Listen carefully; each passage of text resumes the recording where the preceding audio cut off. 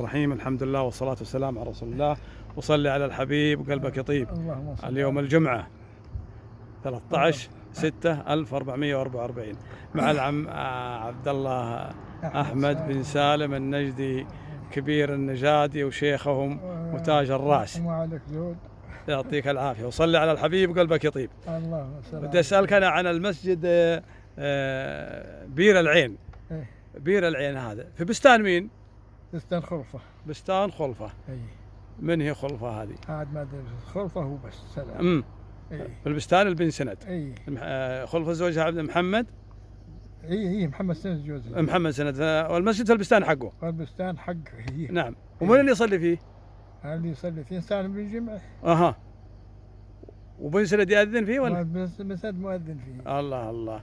من شمالية وهالبستان من يحد؟ من شمالية أحمد بن سالم النجدي. أحمد بن سالم الله يرحمه ويسكنه الجنة. ومن جبليه؟ من جبل عيال على الشيخ. عيال على الشيخ. الله يرحمهم ويسكنه الجنة. يرحم على الشيخ وعلى شو اسمه أحمد الشيخ وعلى الشيخ. ايوه كل عيال. لكن اليوم ما جسموا. نعم. كل هذا يسموه بير العين؟ كله بير العين. ما شاء الله تبارك الرحمن. الله يعطيك الصحة والعافية طول عمرك. عام كم تقول لي؟ والله ما أذكر عام كم عاد. بس على وقت أبو عطية وبس. بس. اي نعم.